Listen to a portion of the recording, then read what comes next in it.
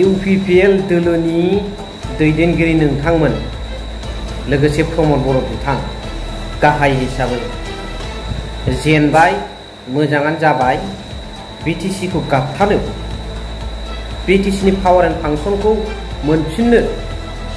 जाखिनि बिटिसि नि थाखाय राइट्स दंमोन बेखौ रायजो राजाफ्रा ट्राप खालामनो मोननांगौ प्रिभिलेजेसफोरखौ इन्जय खालामनो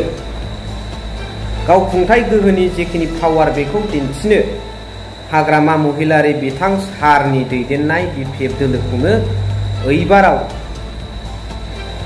सरकाराव लाबोफिननांगौ होननानै बयबो दाबि खालामदोंमोन रायजो राजाफ्रा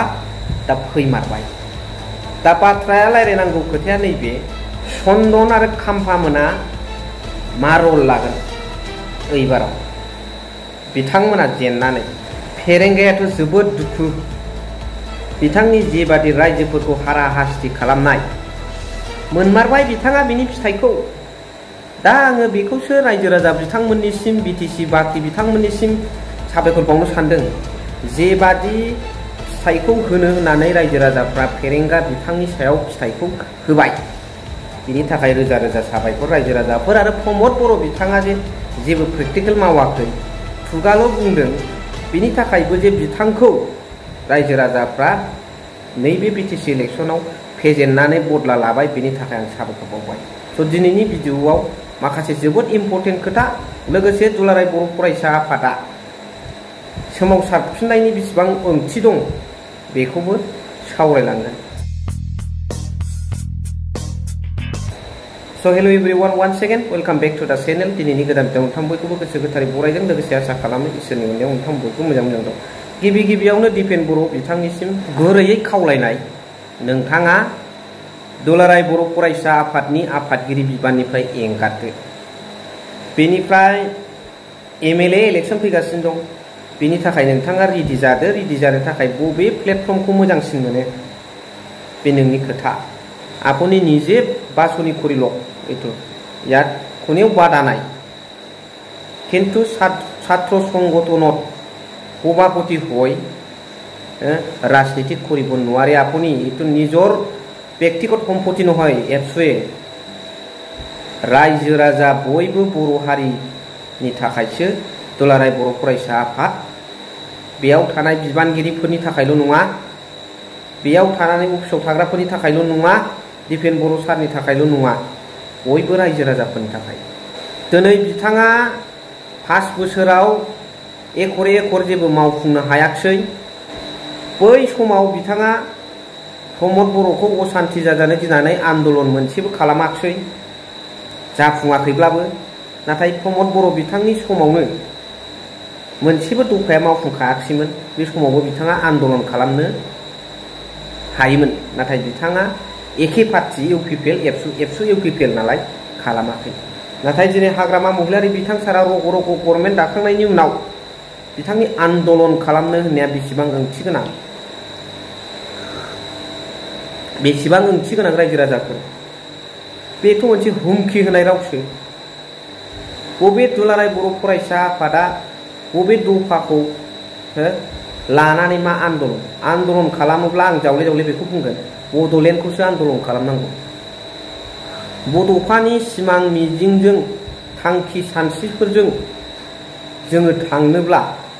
बड'लेण्डखौसो जोङो डिमान्ड खालामनांगौ बड'फा उपेन्द्रनाथ ब्रह्म बिथाङा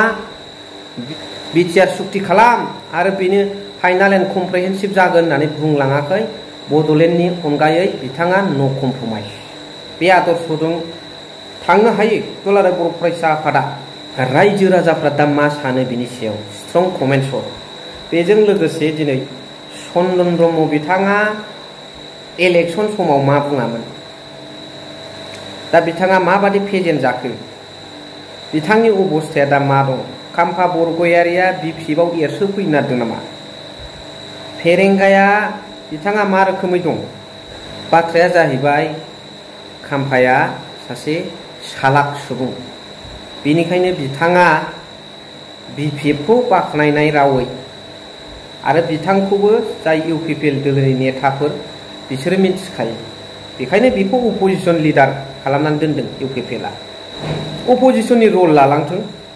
डेम'क्रेसियाव जोबोद मोजां। नाथाय फिन आरोबाव बिथाङा बिपिएफआव फैनानै माबा मोनसे षड़यन्त्र खालामफैनो हाबावगोन बेबादि खुनु चान्स गैया आरो हाग्रामा महिलारि सारा बेनि थाखाय नोजोर दंखायो, बेखौ अबजार्भ खालामगासिनो दंखायो। बेजों लोगोसे चन्दन ब्रह्म बिथाङा दा जेनबाय, जिबादि दोलोआव थादों आरो बिथांखौ जिबादि फेजेननो होननानै मिटिंफ्राव मिडियाफ्राव होनखादोंमोन हाग्रामा महिलारि सारा फेजेननो हाबाय। दा बिथांनि पलिटिकेल केरियाराबो खतम गैला। हाग्रामा महिलारि सारासो थिखांहरखादोंमोन नालाय, बेखौनो खैफोदनि समाव गारनानै थांबाय बिसोर सानैया। लोगोसे फेरेंगा रनजित बसुमतारी बिथांखौ फेजेननायनि थाखाय रायजो राजाफोरखौ साबायखर बावनांगौ। बांद्रायबायमोन बिनि थिफुनाय, बिनि दुगानाय, बिनि अहंखार, इसोरजोंबो जुजिनाय, रायजो राजाफोरखौ होखारनाय, मन्दिर मस्जिद गिर्जा बुख्रुबनाय, बारे इसोर फैबाबो गावखौ हमथानो हाया होननानै जुजिलायबावबाय। दा जुजिबावदो इसोरजों। बेनि फिननायखौ रायजो राजाफ्रा बे बिटिसि इलेक्सनाव होगोन होनखादोंमोन, फ्रायनो होमारबाय। रायजो राजाफ्रा फेरेंगाखौ फेजेननानै बिनि खिथेरखौ लाफिनबाय। दा बेखायनो रायजो राजाफोरनि सिगां थेंक्स बावहरबाय। दा बिथाङा जेबो गैला, बिथांनाव पावारबो जेबो गैला आरो बिथाङा बिराद करापसन आरो बिराद मानसि गावथारदों, बेखौ लिडारावनो खोख्लैनांला, लिडारावनो दोननांला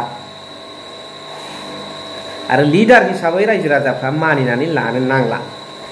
स' मा सानो आं बेखिनिखौ बुंबाय, नोंथांमोना कमेन्ट्सनि गेजेरजों फोरमायहरबानो जाबाय। थेंक इउ भेरि माच फर वाचिं।